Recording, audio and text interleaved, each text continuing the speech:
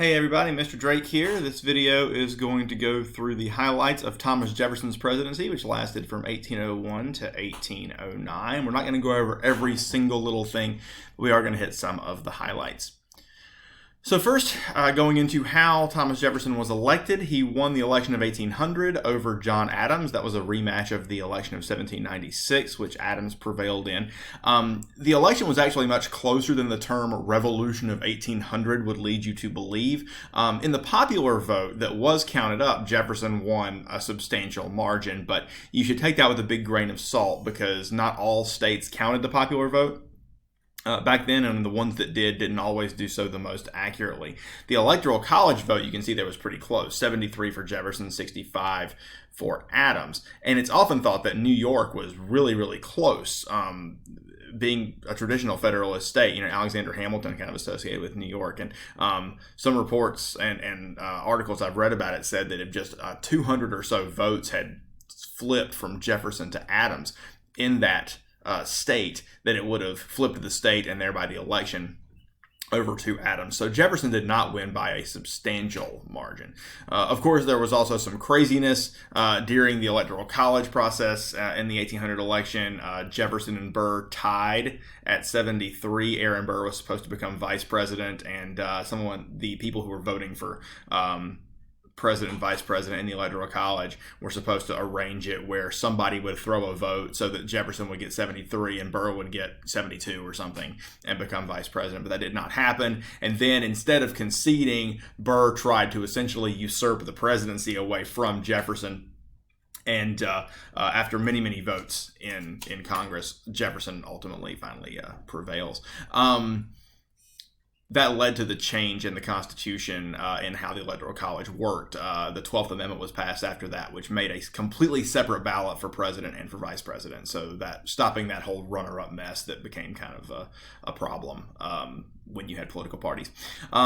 What did the Federalists end? Basically, why did Adams lose? Remember, Adams refused to go to war with France as a result of the XYZ affair and the quasi-war. There was no official declaration of war, which alienated a lot of people, especially even in his own party, who wanted to go to war with France and thought that America had been insulted. Alexander Hamilton sort of worked behind the scenes to sabotage Adams. Even though they were both Federalists, there was never any love lost between those two. And Hamilton did some bad mouthing about Adams, in newspapers in places like New York, that may have ultimately doomed Adams' reelection. The Federalists tried to throw some smears in on Jefferson, that he was pro-France, that he had schemed against the administration, that he had fathered children with his enslaved people. That one was, of course, true. But none of those smears were enough to convince people to vote for Adams instead. So Jefferson came in with this Republican viewpoint of wanting to have a smaller national government with supremacy reserved primarily to the states. And so as soon as he came in, he slashed the military right in half. The military had ballooned to a pretty substantial size during the 1790s, egged on largely by Alexander Hamilton, also trying to be on a war footing in the event that the situation with France deteriorated any further. But Jefferson cut the military down to bare bones once he came into office. He did keep some people from the Washington/Adams administrations in his government. He did pick an all-Republican cabinet. So Secretary of State, Treasury, War, Attorney General, those were all Republicans. Those were all allies of Jefferson. But some ambassadors, some other bureaucrats, he tried to keep some Federalists to sort of smooth some ruffled feathers after a really contentious election in 1800. He cut spending down. Military had a lot to do with that, cutting the spending on the military to try to reduce government expenditures. And he also undid a lot of what the Federalists had put in place in terms of pretension within the government, I guess. Things had become sort of regal during Washington's presidency, and Adams had kept that up, trying to make the president almost like a more monarchical position, as it were. And Jefferson did away with a lot of that. Just as one kind of silly example, did pell-mell seating at official dinners where you could just sit wherever you wanted. It didn't matter what your status was or anything like that. Tried to make things a little more informal, keeping with this idea of, again, small government of the people, the idea of the nation of farmers and the common folk, right? Despite all of that, government power did grow during Jefferson's presidency, and a lot of that had to do with who was Chief Justice during that time of the Supreme Court. John Marshall was actually appointed by Adams at the very, very end of his presidency. One of this group of people called the Midnight Judges that ended up making the courts more federalist even as Adams was leaving the presidency. And he ends up serving as Chief Justice for 34 years, one of the longest serving people in the history of the Supreme Court and the longest serving Chief Justice. And he oversaw several decisions during his term that expanded the power of the national government. The most notable one during Jefferson's presidency was in 1803, Marbury versus Madison.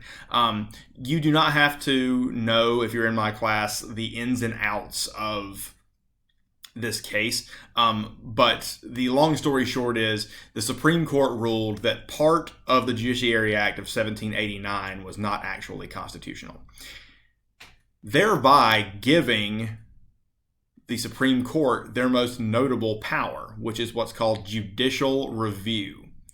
Judicial review is the power of the courts to review laws and determine whether or not they are constitutional.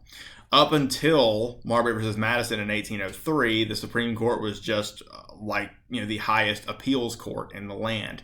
And now, starting with Marbury versus Madison and going forward, their most notable power, again, was to determine whether or not a law jives with the Constitution. And that's, largely what they're known for now. Another way that government power grows during this time, this one is more directly connected to Jefferson, the Louisiana Purchase. So the area that we call Louisiana, which is on the map here, shaded in, had gone from Spain over to France in 1800. And as a result, that treaty that America had made with Spain to use the port of New Orleans had sort of been, invalidated, I guess. And Jefferson sent ambassadors and negotiators to ask Napoleon and the French government if America could buy the port of New Orleans and the area kind of right around it along the river. What they didn't really realize was that France, due to their long-running wars with England and the rest of Europe during the Napoleonic Wars, were basically broke. And the French government asked America if they'd be willing to buy the whole thing. And this kind of surprised and confused the American diplomats, and by extension Jefferson, because they didn't know if they could do that. There's nothing in the Constitution about buying land. And so Jefferson, being this small government, strict interpretation of the Constitution guy, wasn't sure he had the ability to do this. He thought he probably didn't, but he also really wanted to, because this would add a bunch of farmland to the country and help him create this agrarian empire, this empire of liberty that he envisioned. And so the way they talked themselves into it is they decided that purchasing land from another country was essentially a treaty. And the Constitution does give the president the power to negotiate treaties. And so that's how they made themselves feel better about buying the Louisiana Territory, and said that actually, technically, they did have that power according to the Constitution. So with the stroke of a pen, the size of America doubles in 1803. And this leads to the famous Lewis and Clark expedition that lasted from 1804 to 1806, which explored all the way to the Pacific, but especially the area of Louisiana, the territory that America had bought, to find out who was there, what the geographic features were, and the like. Just mentioned that war between England and France. This causes problems for America in other ways. The British Navy had been closing all European ports to American ships by blockade, basically. The French were still seizing any American ships that tried to obey the British. So basically, the British and the French remained mad at America because America wasn't taking sides and America was neutral. Furthermore, the British Navy was still in the practice of kidnapping Americans and forcing them to serve in the British Navy, the practice known as impressment. And so instead of trying to negotiate with both sides or try to figure out a way to keep America safe while still conducting trade overseas and all of that, Jefferson and the Republicans take a very rash measure, which is they closed off all trade with all foreign countries in a piece of legislation called the Embargo Act in 1807. And the idea was that England and France would both be so starved for American goods during this war that out of necessity, they would come back and try to negotiate something with America to protect Americans from being kidnapped and keep our ships from being seized and all of that. It did not work. This devastated the American economy, especially New England, which was almost wholly reliant on trade with foreign nations. So the economy in like Massachusetts and New York and those northern states was just decimated. Furthermore, Jefferson made himself extremely unpopular by enforcing the embargo, using ships that were trying to chase down those vessels that were trying to run blockades and stuff like that, throwing people in jail who found ways to smuggle goods and all of that. And it was just, the military was small at this time and they couldn't cover every port, right? And so you couldn't enforce the thing 100%. With any reliability. Furthermore, and maybe most importantly, it turned out that Europe did not need American goods as much as Jefferson thought they did. They started trading with Latin America and their colonies there instead of the United States. The British needed cotton. They would just go to India and get it there or whatever. And remember that Napoleon by this time was controlling all of Europe and could basically take all of their resources. So this doesn't hurt the Republicans electorally. The Federalist Party was still a little bit weak after Adams was defeated. James Madison still wins the presidency in 1809, but the first thing, or in 1808, I'm sorry, it takes office in 1809. But the first thing that happens after the election basically is the Embargo Act is very quietly and quickly repealed because it was just seen as a complete failure. This is a famous cartoon having to do with the Embargo Act.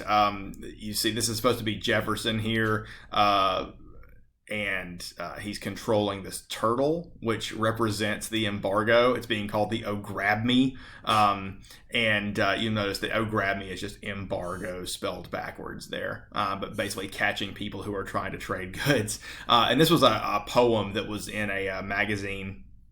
At the time, you can read that there. People not being too happy with the embargo at all. Now, if there's any silver lining or maybe irony to all of this, it's that when America stopped getting any manufactured goods in from Europe, that America started making its own again. So like factories that had made munitions and supplies during the Revolutionary War that had just been sitting there rotting since the 1780s reopened and started making goods to sell domestically since they couldn't be gotten from England or France or anywhere else. And so ironically, Jefferson, Mr. Agrarian Farmer guy, did more to stimulate American industry than Alexander Hamilton had done with his whole financial plan. So kind of strange how that worked out. That's all for today. Feel free to put questions in the comments, or if you're one of my students, in the thread in Google Classroom. And I will look forward to discussing this further with you in class if you're one of mine. Cheers.